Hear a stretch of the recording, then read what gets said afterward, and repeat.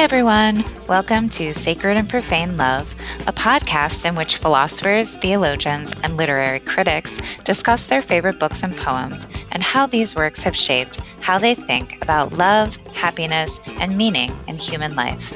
I am your host, Jennifer Frey. I am Assistant Professor of Philosophy at the University of South Carolina, and I'm co-PI of the Virtue, Happiness, and Meaning of Life project, which, along with this podcast, is generously supported by the John Templeton Foundation. In this episode, titled Transfiguring Love and the Brothers Karamazov, I speak with fellow philosopher David McPherson about what it means to embrace the world in spite of the evil and suffering we find in it. I hope you enjoy our conversation. This afternoon, I am joined by Professor David McPherson of Creighton University in Omaha, Nebraska. David received his PhD from Marquette in 2013, and he works in ethics, especially virtue ethics, social and political philosophy, and philosophy of religion. His recent book, Spirituality and the Good Life, is out from Cambridge University Press and is available on Amazon. Hi, David. Hi, Jennifer. Thanks for having me on your program. I'm excited you're here.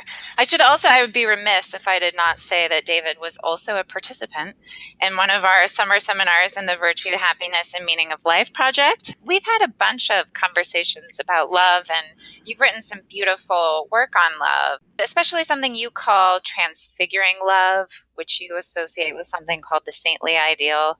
So we're going to talk about that this afternoon in relation to the book that you specifically chose for this podcast episode, which is Dostoyevsky's very famous, very long novel, The Brothers Karamazov. Can you tell us a bit about Dostoyevsky? So Dostoyevsky, he's a 19th century Russian novelist, and his dates were 1821 to 1881.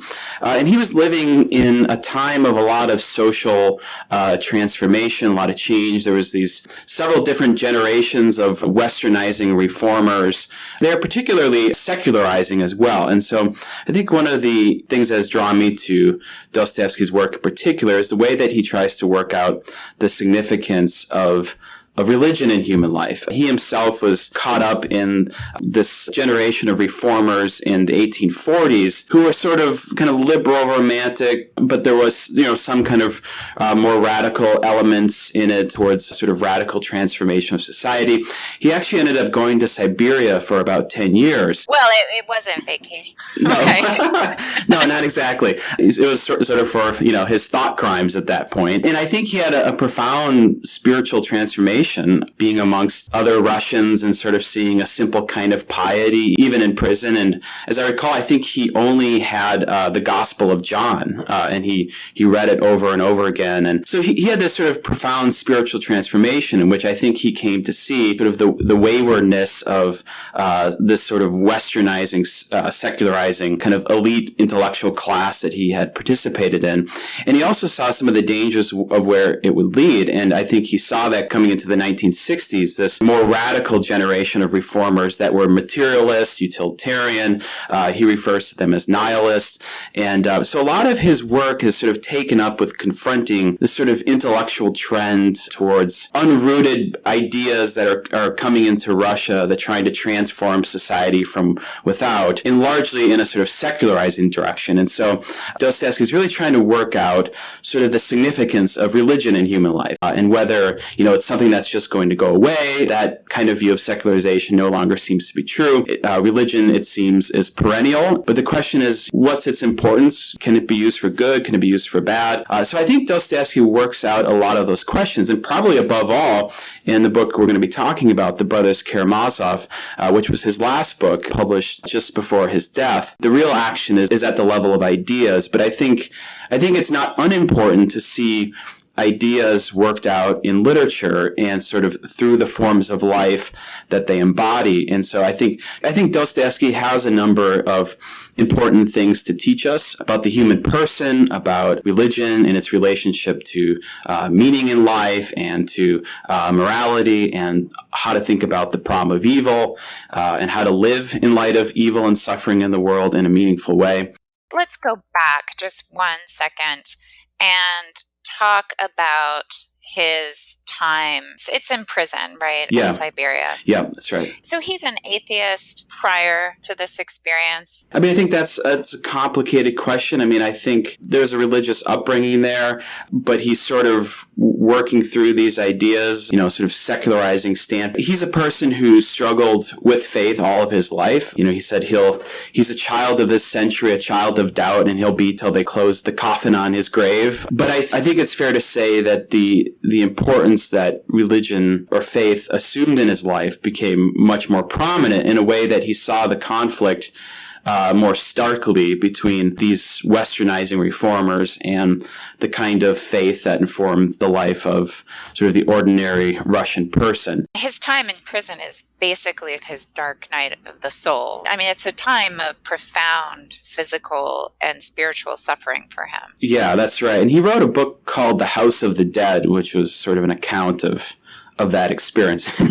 And by that title alone, I mean, I think A Dark Night of the Soul is a fair way to describe it, although I think it was, a very transformative and brought light. And I think, as I mentioned, the reading of the Gospel of John was perhaps something of a, to make a reference to St. Paul, a kind of Damascus experience for him. And so there was some light in it as well, I suppose. Not completely dark. It's part of the transformation. Yeah. Right, but it kind of sets him on this path of having to think in a deep existential way about what we tend to call the problem of suffering. If God is omnibenevolent, if he's all good and he's all powerful, why is there so much suffering? It seems like this period of time for him is critical and somehow must be informing what's going on in the Brothers K. And it strikes me that one of the central things that's trying to get worked out is something like what we might call a philosophical anthropology, or some picture of the human person. What's up with us human beings, half beast, half angel? It strikes me that each brother is somehow supposed to embody a different conception of man, or at least a different philosophical perspective. One of the things that's so gripping about the novel is precisely that it explores the depths of the human person, right? The depths of character and of psychology as part of sort of this philosophical tapestry. Yeah, we might call it a kind of philosophical anthropology. And I do think the different brothers do represent different pictures. So you have this sensual, or what gets called the Karamazov side. The oldest brother, Dmitri, he refers to this as having this insect within you. And I think it sort of gives this sense of something more animalistic that needs to be transformed. But I think importantly, it can't be denied either, right? It needs to be transformed, raised up, as it were, brought within some kind of ethical, spiritual formation that will sort of guide it towards what's best in our humanity. And so you have this other side. This Guignon refers to this as the idealist side of the self. So you have this sensual or Karamazov side, and then you have this idealist side that is sort of acting for higher ideals. So human beings are distinct among animals in being rational, linguistic, right? And this really transforms things in a quite profound way, and not necessarily just to the good. I mean, so some of this is how we can aspire to a kind of saintly life, profoundly transformed life oriented towards the good. We can also take a certain kind of significance in more problematic motivations, sort of certain kinds of dark desires. So one thing Ivan says in his conversation with the youngest brother, Alyosha, is to talk about bestial cruelty is actually unfair to the beasts, because only human beings can be so artfully cruel. It's actually what's distinctive in our humanity that allows for both what's best in our humanity and what's worst, right?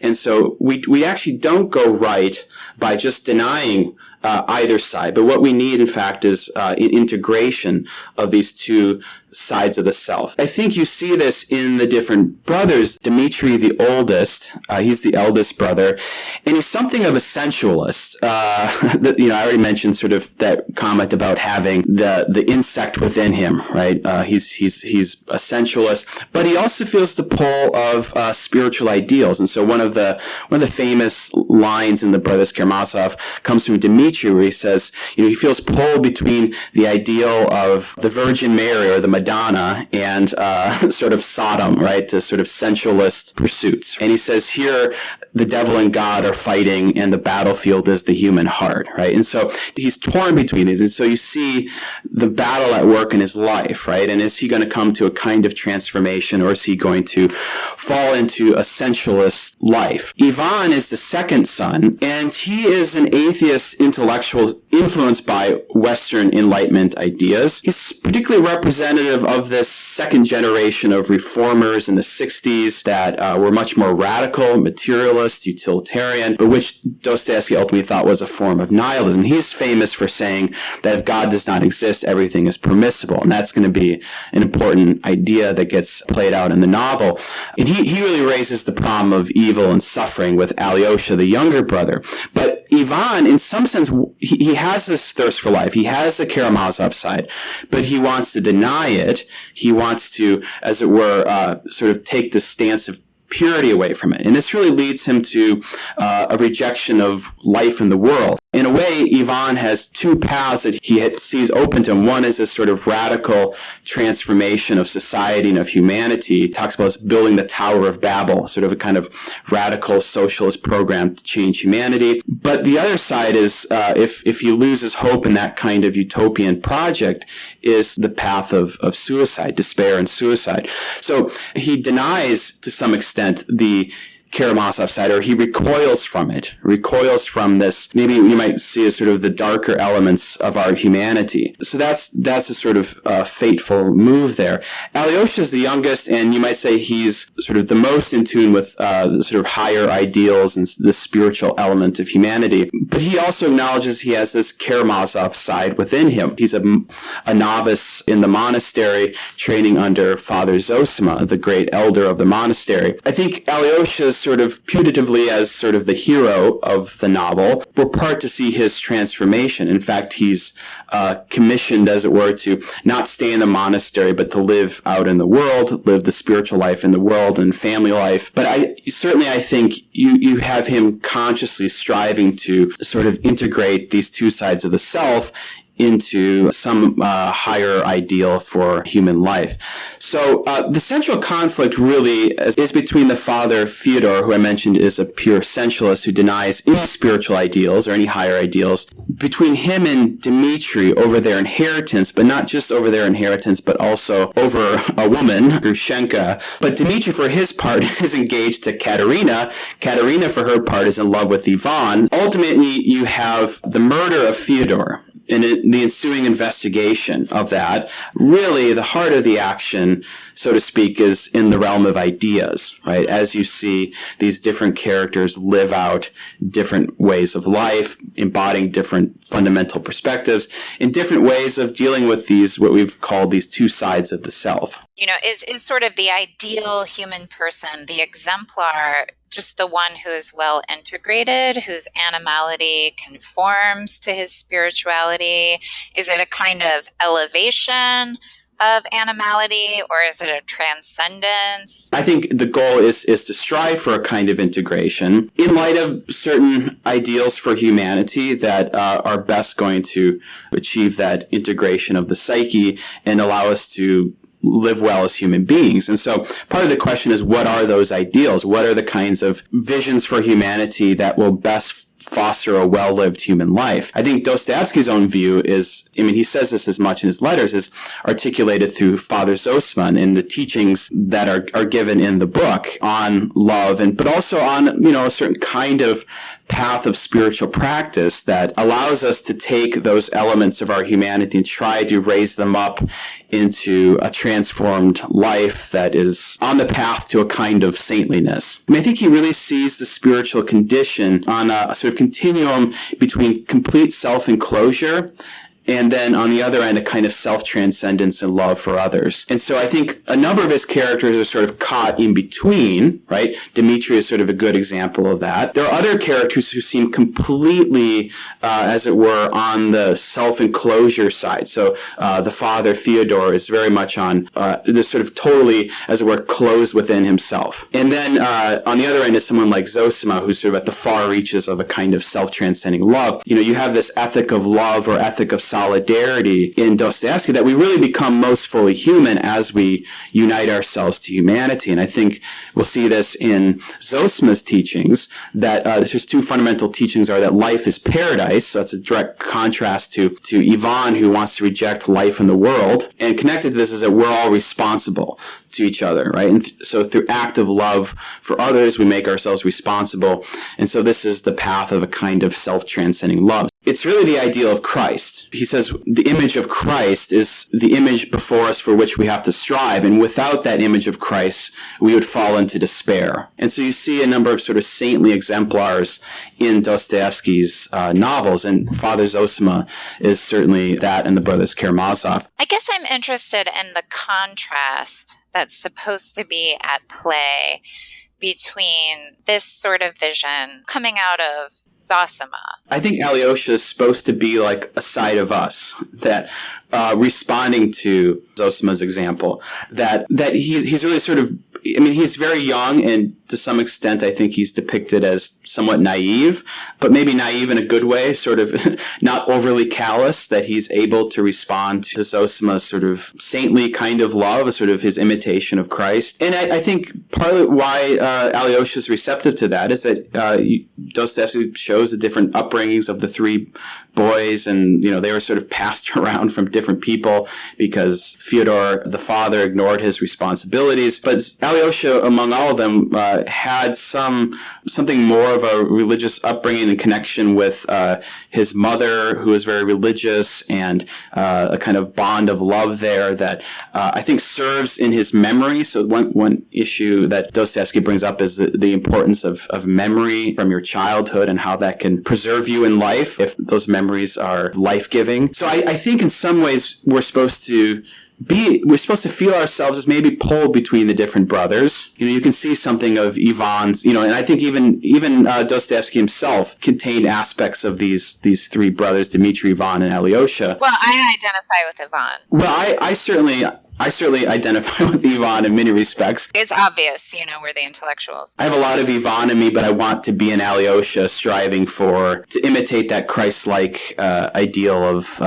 love. I think really love, not just for humanity, but for the world, the kind of yes saying to the world that it's good. Modeling God in Genesis, creating the world and saying it is good. I think ultimately what Zosima really models is a kind of affirmative stance to the world, not a rejection of the world, but an affirmative stance that accepts one's place within it and says it's good. Maybe we're in a somewhat similar place in terms of we can feel the pull of Ivan, but there's this attraction as well to the vision of human life, the transfigured vision, so to speak, of Zosima. It seems to me that a lot of people can come along and say, sure, yeah, you got to have love, you got to have friends, but really the perfect person would be Pericles, not Christ. So the exemplar for humans would be someone who is just, they've been raised well, they have justice and fortitude and temperance and practical wisdom. They don't exercise sort of disordered loves. They give to others what is due to them, and they are out there building and maintaining a just social order. And in the meantime, they have transformed their animal self, right? They have temperance, they have fortitude, so they're not cowards and they're not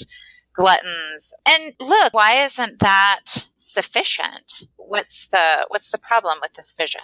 One thing is, I think, partly depends upon our view of the mixed bagness of human nature that Dostoyevsky really emphasizes, the sort of more problematic elements. And I do think it's probably fair to say that Plato did more than Aristotle to acknowledge this within the psyche, these sort of warring elements, right? You think about his sort of multi-headed beast in the Republic, right? That Aristotle gives, in some ways, somewhat optimistic view of human nature. So in part, you don't need a kind of radical transformation, or to use a biblical term, you don't need metanoia or conversion or rebirth as much if you don't have this sense, what in theological terminology we might call original sin, the sense of human life being in some way out of joint, that it needs to be brought into alignment. I think a lot of the great religious traditions have had this sense that life is out of joint, not only in the social world, but that also relates more fundamentally within us. That the disorder we see in the world is also partly a result of the disorder within us, and that needs to be brought to some order and to be, as we were mentioning before, kind of transformed in light of some higher ideal. And so the second part of that is, what is the ideal for human life? And I think this is, again, where we come back to philosophical anthropology. What is it, in fact, that sort of meets the needs of the human heart? And I think this is really exemplified in Dostoyevsky, these higher spiritual ideals. I mean, one thing you see in a number of his novels and in the Brothers Karamazov is this sense that human beings, they want something to love and to worship, something to bow down before. And this is something that plays out in the Brothers Karamazov as well. You see this, and it's part of Dmitri's own spiritual longings, that human beings, we want to give our lives to something. I think is the philosophical anthropology. We want to find that thing which is reverence worthy, right? Worthy of worship in some way. I think Dostoyevsky's view is that if we don't have something for which we orient our lives in devotion and love and even worship and reverence, that we'll fall into despair. I mean, we need something like that to give the kind of meaning to our lives that is redemptive and can help us get through suffering in life. There are these characters who just deny that. And so they deny the higher side of the self, this idealist side of the self, as I mentioned, the philosopher Charles Guignon calls it.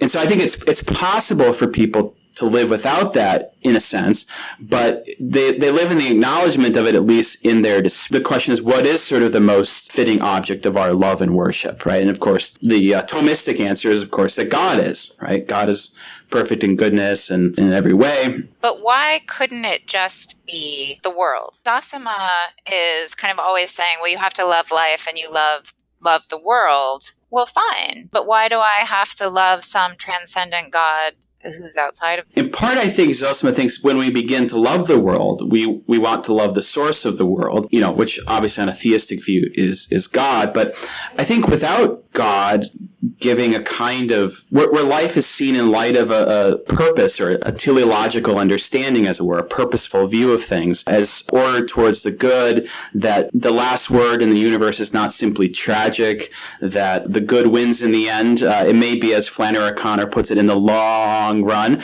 but there's a kind of buoyancy to the good, as philosopher John Cottingham puts it, that we can affirm the world as good. We need some way, some vision of the world by which we can see it as good. And so, I think a good contrast is Nietzsche. So Nietzsche, he wants this sort of affirmative stance to the world, but it's not clear what's the intelligibility of that. Why is the world worth affirming? And I think for Nietzsche, it ultimately is, well, it's more, the answer lies more on the side of the subject than on the side of the object, because it's sort of an expression of our will to power. So the greatest sort of self-overcoming for Nietzsche is to get us to this point where we can affirm everything, amor fati, affirm fate, even in spite of the misery of the world, we can somehow still affirm it. But there's not really a vision there of what is worth affirming in the world. Why is life worth affirming? And of course, Nietzsche wasn't willing to affirm all aspects of the world, including the weak, for instance, right? It was not a very, far from an egalitarian kind of response that you get, for instance, in Christianity, where, every human being is made in the image of God. So I think it is like, what is the world view that can make sense of this all-embracing love by which we affirm the world? Camus, in the myth of Sisyphus, the guiding question is, why not just kill yourself? Because the world is meaningless, and what's the point? So really, like, the fundamental question of philosophy, he says, is why don't you just end it? I think this is obviously a question for Ivan. It's interesting, for Camus, the question arises because the world is meaningless. But like Sisyphus, we're just meant to keep pushing Sisyphus is that great Greek figure who is condemned to just push this giant rock up a hill and then it falls down and he has to push it up again. And it's the paradigmatic case of meaningless activity. And it's really horrifying if you think about it for more than 2 seconds. And what's so interesting about Camus is he writes in praise of Sisyphus. What is it? Be stronger than your rock. Yeah. It's very virile, like manly, like just push that rock. We have to imagine Sisyphus happy. You have to imagine Sisyphus happy, exactly. Because that's what it is to embrace life, is to just keep doing this basically pointless thing out of this kind of heroic rebellion, et cetera, and so forth. For Camus, it's a response to the purposelessness of existence. But for Ivan, the question of suicide arises because of evil. Ivan is very clear-eyed about the world around him. So he doesn't seem especially naive. He sort of is alive to the fact that people are really cruel and wicked, but in particular, he is concerned about the suffering of children. How can we embrace a world where there is this gratuitous, grotesque suffering of children? And he draws upon what are, I think, actual examples. Dostoyevsky would clip these examples, but there's one in particular that is just so alarming. So it's the little boy, 8 years old. He throws a stone while he's playing around, and he accidentally hurts the paw of the master's dog. And the general finds out it's the boy, and he takes him from his mother and he locks him away. And then the next morning, the guilty boy's mother is in front. The boy is led out. He is undressed, and then he is ripped to shreds by these dogs. And it brings to light this problem of, well, you tell me I should embrace the world. What is it that you're asking me to embrace exactly? Cruelty? Yeah. It's not easy. I mean, I think that's the problem with this But it's deeper than it's not being easy. I think Ivan is thinking it's wrong. I think his resistance is much stronger. It's not just that it's hard. I think he thinks it's wrong. So what's the response to that? I mean, I think what he says in his Rebellion, the section where he's talking with Alyosha, and the title is Rebellion of that. That section is called Rebellion. I mean, I think he thinks it's a sort of injustice to your consenting to this world, right? I mean, so he says he's going to hand back his ticket to life in the world, right? So he's rejecting life in the world as an issue of justice. So this issue of cosmodesy, can we justify life in the world as worthwhile, as something we should consent to be a part of? We don't choose to be born, right? But we can choose whether we're going to be a part of this world.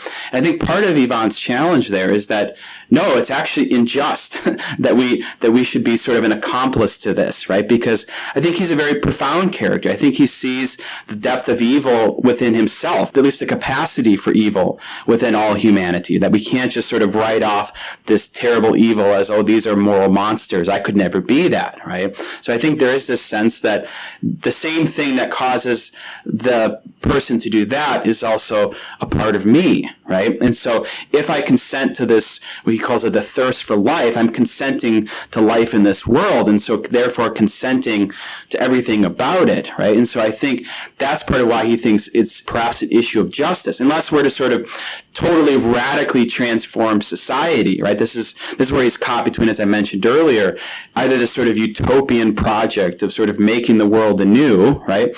Or just complete despair and suicide. I think definitely leaning in the direction of despair and suicide as a matter of justice, because he actually despairs that somehow you could transform humanity in this way. He doesn't understand how you can even love your neighbors if how are you going to radically transform society in this way. So yeah, I think it's more than just it's difficult, although I think it does show up sort of the problem of the Nietzschean response, and even Camus' discussion of the myth of Sisyphus. It's sort of like this: if we could just become godlike, right, and will our affirmation of the world in spite of everything, right? Well, I think the point you're putting is, what are you actually affirming when you're doing that, and is that something we should affirm, right? And I think that's really a profound point that Ivan makes, Dostoyevsky makes through Ivan. And Dostoyevsky, he says in letters that he gave a more profound articulation to an atheist worldview than any other atheist that he knew, right? Because I think he sort of understood the depth of the problem of life affirmation here, and that it's not just a kind of willpower that's going to get us there. It's not this sort of heroic, defiant stance, because some things are actually crushing. We can be crushed. Terrible, horrendous evil happens in the world, right? And so you can raise the question of, as he does, whether we should, in fact, consent to being a part of this world, right? So it's not just some kind of French existentialist bravado to raise this sort of, is life really worth living? I mean, it really, I think, Camus was influenced by Ivan, and I think in part influences that question. Is life worth living? Is it right to live? There's this very intimate moment between Ivan and Alyosha in the chapter Rebellion. Alyosha's response to Ivan when he says, I must respectfully return him the ticket, he says, well, that's rebellion. And Ivan says, one cannot live by rebellion and I want to live, but tell me straight out. Imagine that you yourself are building the edifice of human destiny with the object of making people happy in the end, of giving them peace and rest at last. But for you must inevitably and unavoidably torture just one tiny creature, that same child who was beating her chest with her little fist. You must raise your edifice on the foundation of her unrequited tears. Would you agree to be the architect on such conditions? Tell me the truth. And Alyosha says softly, no, I would not agree. So he too can't really accept this higher harmony. Yeah, I think he's certainly rejecting, rightly, a kind of consequentialist justification for suffering, that somehow it's made all right if you could bring about some greater good. It'd be okay, as it were, to do that torturing of the one child. I mean, this would be the consequentialist justification, if you could bring about some greater good. And so Alyosha and Dostoyevsky, insofar as his perspective is expressed through Alyosha and Zosima, is rejecting that as a solution to the challenge that Ivan puts, that it can't be that it's all right, that there's this terrible evil in the world. You can say, oh, it's okay because there's this greater good you're achieving. And Dostoyevsky actually thought that Ivan's challenge was unanswerable purely on intellectual grounds alone, that there wasn't some philosophical argument that you could give. So, I mean, obviously there's, in the philosophy of religion today, there's a huge literature on the problem of evil and various kinds of responses. But I think one thing that's very instructive from the brothers Karamazov is precisely that there's no sort of like, okay, here, let me give you an account, right? A standard theodicy, a justification of God that's going to show everything to be all right. So for Dostoyevsky, he thought any response had to take place on a more existential plane, a way of living that could somehow see life as good, right? That we could, again, in spite of these terrible things, still find our way to an affirmation of life, right? Not to affirm this evil, but to affirm that life is still fundamentally good. So let's talk about the response that comes from Father Zosima. What is supposed to be the proper response to evil? I mean, it's supposed to be this self-transcending love, but what does that look like? Yeah, and I think this is the crucial issue. And at the beginning of when Ivan and Alyosha are talking, one of the first things that Ivan says is he has this thirst for life, and that there are some things he loves without knowing why. And Alyosha says to him, I'm so glad to hear that you love life. Whereas, I mean, Ivan sort of sees this as more of a problem. Ultimately, he sees it as a problem that we're sort of consenting to being in the world by, having this sort of natural love of life and of some people, at least for him, without knowing why. And so Ivan says to Alyosha, he says, So first of all, Alyosha says to him, I'm just looking at this quotation. He says, I think everyone should love life before everything else in the world. And Ivan responds, love life more than its meaning? And then Alyosha says, certainly, love it before logic, as you say. Certainly before logic, only then will I also understand its meaning, right? And so part of the claim here is that there's a certain kind of understanding that we can only come to if we have this standpoint of disposition and attitude of love for the world. So love is in this way revealing. This is what I call transfiguring love. I wrote an essay of that title, sort of exploring this idea of a transfiguring love, a kind of love that brings into view a certain vision of the world. And so just to give one other example from Ivan and then a contrast with Zosima. So Ivan says that, one of the famous remarks I had mentioned earlier is that Ivan says that without belief in God, in the immortality of our souls, everything is permissible. It doesn't make sense to love your neighbor as yourself. And he even says, it wouldn't be surprising if it leads to this sort of rapacious world of people. He actually refers to cannibalism. That sort of everything becomes permissible without God. And so I think a lot of people sort of they'll talk about that, for instance, in an ethics class where they're talking about religion and morality. But in fact, Zosima says pretty much the opposite thing to that. He says that, in fact, he's talking to a woman who is struggling with faith, and his advice to her is that, in fact, she should strive to love her neighbor actively and tirelessly, and it's only in this way that she'll come to fully believe in the existence of God, in the immortality of her soul, sort of come to this transfigured vision, as it were. And he also just talks about loving the world. Later in his sermons, he talks about love all God's creation, the whole and every grain of sand within it. Love every leaf, every ray of God's light. Love the animals, the plants, love everything. If you love everything, you will perceive the divine mystery in things. Once you perceive it, you will begin to comprehend it better every day, and you'll come at last to love the world with an all-embracing love. In a way, it's hard to make an argument here because it's sort of a path of a spiritual transformation by which we learn to love other human beings and love the world. And in that kind of way of loving the world and others, we come to see the fundamental goodness. So again, that's where it's transfiguring. It brings into view a kind of goodness that if we close ourselves off from others and from the world, right, we sort of recoil from from a legitimate sense of injustice, right, from the world, then we will be cut off precisely from the sources of, we might, in theological terms, we might say the sources of grace within the world. So suppose that I read Dostoyevsky and I'm convinced and I'm thinking, I need to embrace the world and set down this path of self-transcending love. Okay, but now how do I do that? Is it something that I can just bootstrap myself into? Like if I just work hard enough at it, I can become all loving. I can achieve this universal love. I sort of ascend the ladder of love through my own hard work and dedication, or do I need help? Like, how does this work? Yeah, I suppose in theological terms, we might talk about this as sort of the relation between nature and grace. And is that how Dostoyevsky would understand it?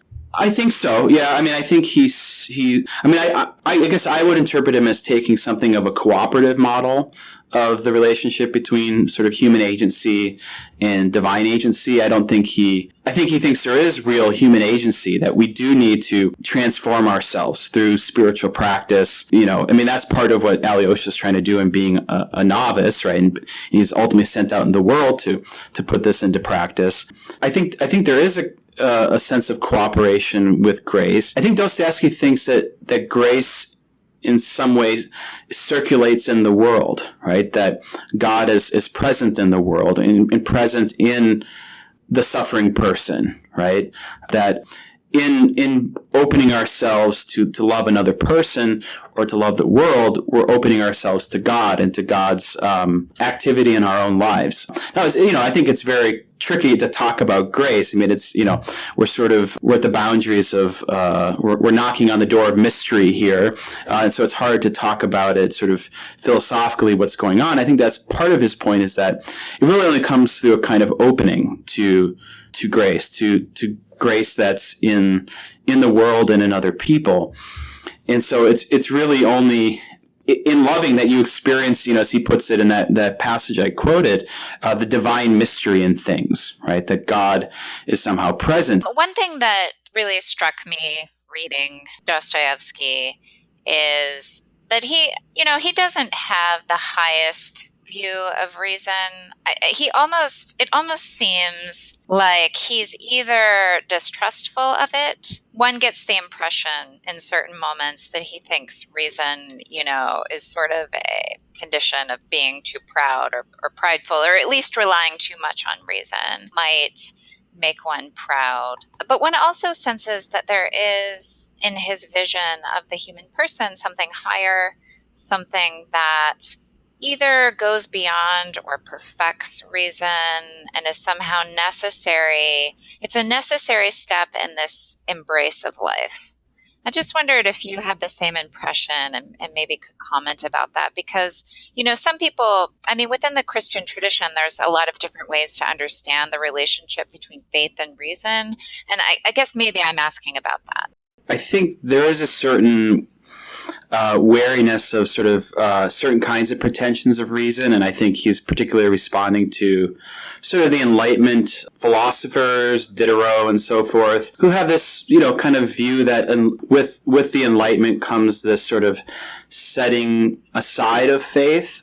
And so I do think Dostoyevsky's sort of concerned to show that, to have a bit of epistemic humility, that there's some areas that we at least can't, as it were, argue out on typical philosophical plane. It's not necessarily irrational. I think precisely as I was saying before, he wants to say that through this sort of engaged responsiveness to the world, we do discover a kind of logos, a kind of reason. And I would say this picture I've been developing of Dostoyevsky through the brothers Karamazov is, you might think, rather than faith-seeking understanding, it's not opposed to that, but I think you might also put it as love-seeking understanding. So I think that involves a kind of faith, but I think he's saying that, so faith, hope, and love, the traditional theological virtues, go together. And so, I think you certainly see that, in St. Paul's sort of famous encomium on love, faith, hope, and love, right? We see through a glass darkly, and the greatest of these is love. So I think it's in some ways a very sort of Christian view. And I think you see this also in Augustine, that, the order of your love and how you sort of rightly directed towards the world sort of operates in tandem with faith, a kind of faith-seeking understanding. So I wouldn't say he's a fideist of sort of the Kierkegaardian mold, where sort of you believe because it's absurd or something like that.